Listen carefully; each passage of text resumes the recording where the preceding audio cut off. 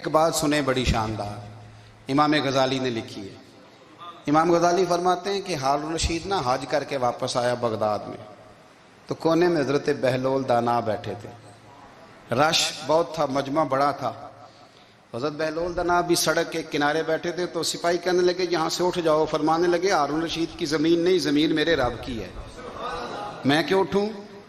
وہ قریب سے گزرا تو سلام لی، تو آپ نے اس کا پروٹوکول دیکھا تو فرمانے لگے ہارون رشید تجھ سے تگڑے تگڑے موٹے موٹے پروٹوکول میں نے لوگوں کے دیکھے ہیں، اور یہ جو تیرے دائیں بائیں آج تیرے نعرے لگا رہے ہیں، یہ پہلے ان لوگوں کے نعرے لگایا کرتے تھے، اور تھوڑا وقت گزرنے دے، جو تیرے بعد آئے گا نا، یہ سارے پھر ان کے نعرے بھی لگائیں گے۔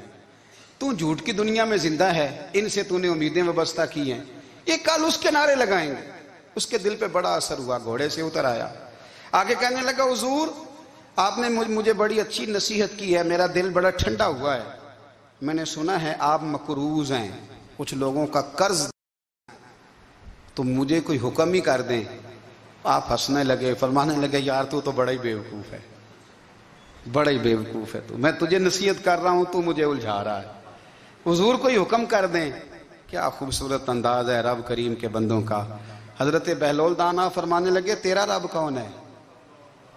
کہا اللہ۔ تو فرمایا میرا کون ہے؟ کہا اللہ۔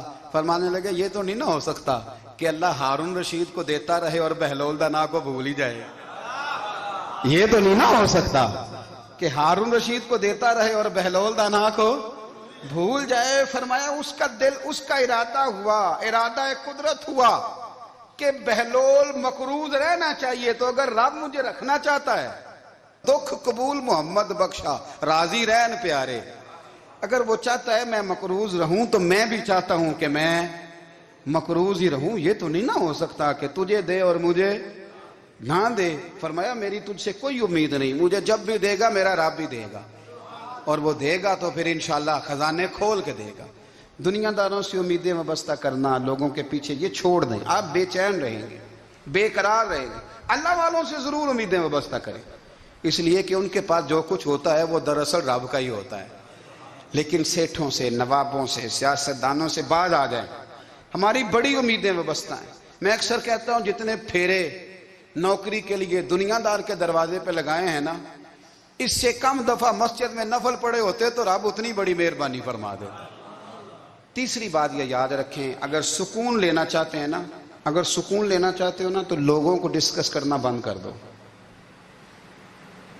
کس کو اللہ نے کتنے پیسے دیے ہیں وہ جانے اور اللہ جانے، کس کو اللہ نے کتنی گاڑیاں دی ہیں وہ جانے، اور لوگوں کو ڈسکس کرنا، جی یعنی میں